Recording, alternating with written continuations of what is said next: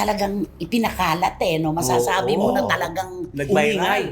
Umingay talaga ito. Ito po yung mga hinabi-habi na kwento ng kasinungalingan at mga ilusyon nitong si Robby Tarosa. Ngayon po, isasarado na namin ito pero bibigyan po namin ng dahilan kung bakit namin ito isasarado. Ang sabi po niya, kung idedemanda raw siya ng libel ni Senador Jinggoy Estrada, ang kanya daw pong magiging witness ay si Joed Serrano. Ayun. Sorry po, TKO na talaga itong boxer na ito. Dahil si Joed Serrano po ay nagbigay na ng kanyang pahayag. It's all lies. Wala pong katotohanan sa lahat ng mga sinabi at pinalutang nitong ilusyonadong baklang si Robby Tarosa. At yung ano niya, yung yung testigo niya, wala Bumaliktad na. Bumaliktad At na. wala namang kasing babaligtarin, di Ayun ba? na. Ayun. Sino ngayon na magiging testigo mo? Yung sinasabi mong witness mo mismo, hindi sumasang-ayon sa mga pinakalat mong kwento tungkol sa kanya at kay Senador Jinggoy Estrada. Ano ang masasabi mo ngayon? Yung mga kayabangan niya na tinangay yung pera, yung kondo. Oo, yung binalikan lahat nga ng mga tao yung interview ko sa kanya, di ba? Kaya ngayon parang ito yung mga sinasabi niya, pero ba't parang naglahay lahat? Walang milyon na hinahabol Oo, siya hinahabol. kay Joed. Wala rin pong mga condo units dahil inuupahan lang po nila noon yun. Ayun na. Hindi po totoo yun yung sabi na parang he bought his liberty, Oo. parang his freedom. Hindi po totoo yun. Gawa-gawa na naman po, produkto na naman po yan ng ilusyonadong utak nitong Robby Tarosa na to na malakas lang po ang loob na makisawsaw at makihalo sa mga usapin dito sa Pilipinas dahil wala siya dito. Yun yun. Oo, nakakaloka So, yung mga lahat revelasyon. lahat pala ng sinabi niya nung mga kabaliktaran talaga yun. Yes, oo, yan yun.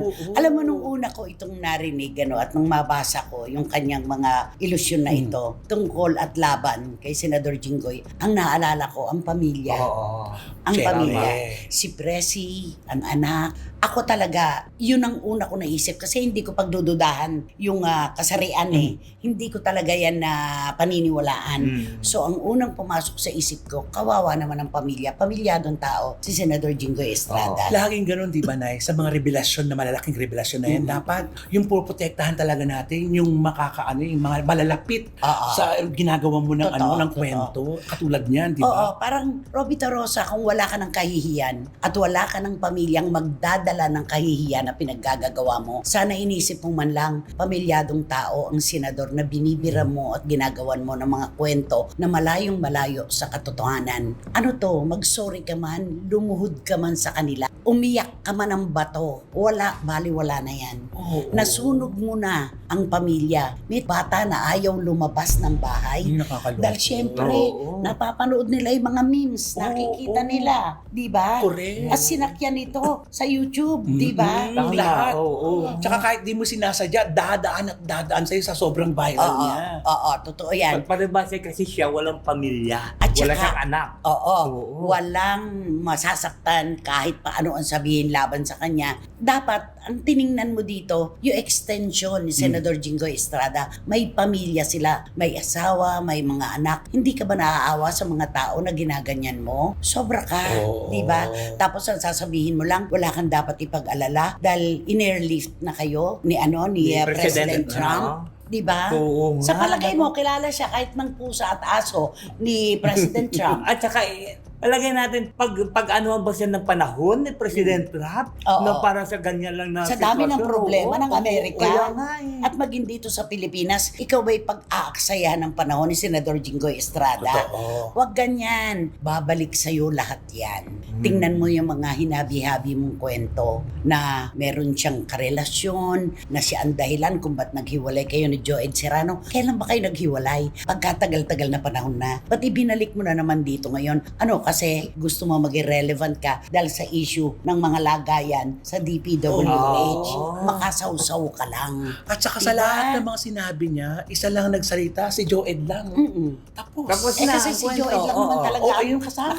nakakaalam ng Correct. katotohanan Oo, sa oo. loob ng maraming taon na magkasama sila. Oo. O, yung witness mo, sino pa ang iharap mo ngayon? At saka yun, di ba yung pinagayabang niya? Akala ko nga sa kanila ba talaga yung kondo? Yung pala, sinabi ni Joed Serrano na inuupahan lang pala Nirerenta. nila. nirerentahan lang. nirerentahan lang. Alam mo, may naalala kong kwento, sumalangit nawa si Rudy Fernandez, si The Boy. Kasi may ginawa itong baklang ito kay Rudy at kay Lorna. yung Pina-A to A. Ah, ah. Di ba? Yung Ito sa mainit na Japan. ano rin ninyo. Oo, sa Japan. Oo. Alam mo ba, sinapak siya ni The Boy. Dahil kasi ipinamalita niya na tinutukan siya ng barel ni The Boy. Exact. Di ba? Ang dami niyang kwentong Oo. Ay, hindi mga naman exaggerated. Hindi naman totoo. Hindi totoo yung tinutukan siya ng barel kasi alam ko yan, hindi totoo yun. Kaya pinagsasabi niya daw kasi nga daw nagalit nga daw si Rudy Fernandez sa kanya dahil nga nagsumbong daw siya doon sa producer kung ano-ano. Ang totoo, nanira sila agad sa immigration pa Yun, lang. oo, siniraan Diba? na nila siya. At sa mga producers, yan. Grabe. Ano, name dropper talaga ito Isipin mo, sinabi mo pa, dating Fed ng White House, ang tatay mo. Ang tatay mo ba sa kabalahuraan mo na yan papayag na may isang anak siyang bastos at ilusyonadong tulad mo? Hindi papayag ang sino mang magulang. Oo, dapat kung naargabyado siya, ipagtatanggol siya, Oo. hindi para itago siya. Totoo. Oo. Binaboy mo ang mga taong nananahimik. Ang asawa ni Senador Jinggoy na si Presi, ang kanilang mga anak. Binaboy mo ang pamilya. Ibinigay mo yung mga kwento, ipinakalat mo yung mga kwento na wala namang katotohanan na kahit ikaw, kung nananalamin ka lang, mismong konsensya mo ang sasapak sa'yo at sasabihin, ang bibig mo at ang dila mo, paputulan mo na. Kasi hindi naman totoo lahat di ba? Oo. Aba, isipin mo yung ginawa mo na yan, all lies, di ba? Technical knockout ka tuloy ngayon dahil yung sinasabi mo mag-witness sa laban mo. Wala Tapos, ang Oo. kaso. Tapos ang kaso. Alam mo, may nag-comment ka doon sa kanya, akla, di ba yun ang Oo, tawag akla, ngayon, di ba? akla. Akla, ano mo pinagsasabi-sabi mo dyan? Kasi kung walang katotohanan yung pinagsasabi-sabi mo, akla ka talaga, ginaganon Oo. siya. Oo. At saka yung sabi niya, ang dami-dami raw nagpapa-friend sa kanyang FB. Oo. Yun daw mga hindi masyadong active at di naniniwala, tinanggal na raw niya. Pinagtatanggap daw niya yung mga nag apply sa kanya maging friends Oo, sila. kasi more than ano daw yung mga waiting doon, mga more than 1,000 daw. May nakikita ka ba Wala. na nagbibigay ng mensahe? Wala. At eto pa, Oo. bakla, ang tapang-tapang mo, di ba, akla? Bakit ka nagsarado ng comment section mo? Natatakot ka na ikaw talaga ay sugurin talaga ng mga taong di naniniwala sa mga kwento mo. Naku, akla, sobra ka na. Maling-mali na yung Tono. mga Ang ginagawa galing ng mo. tono, ang galing na ano mo, Ulitin akla. ko. Naku, akla. Di ba? Alala mo, may Santo Cristo ka man sa dibdib. Kapag ginawang ka ng issue na ganyan, abay talagang mamumroblema ka dahil ang ikinukwento, mga hinabi-habing sinulid lang na pinalalabas na totoo. Sobra ka. Isang araw, huwag kang magtaka kapag merong mga tao na nagkwento rin na hindi mo kayang tanggapin. Ayun na. Oo. Yun ang pinakamahirap. Yan ang balik sa'yo. Mm-mm. Back to you sa'yo yan, akla.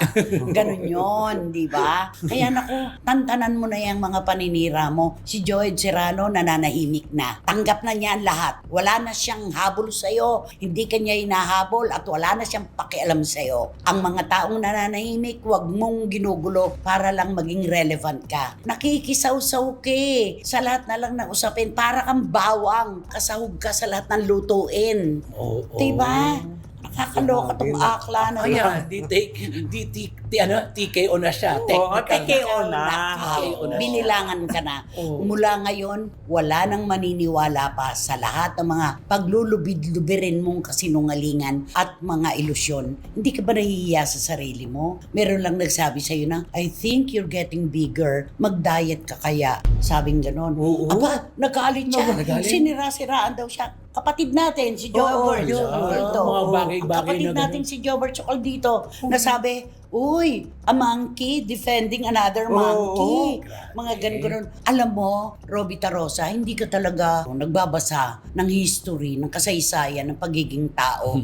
Alam mo ba na tayong lahat ay nagsimula sa lahi ng mga unggoy? Nakapagsasalita lang tayo at malaki lang ng konti ang utak natin sa mga unggoy. Evolution of man. Oo. Yes, evolution of man. Dapat alam mo na may unggoy na puti, ikaw yun, unggoy na brown, unggoy na black, ganon. Ayan. Diba? Tatlong unggoy pala yun. Oo. Oo nga. Nakakaloka ka.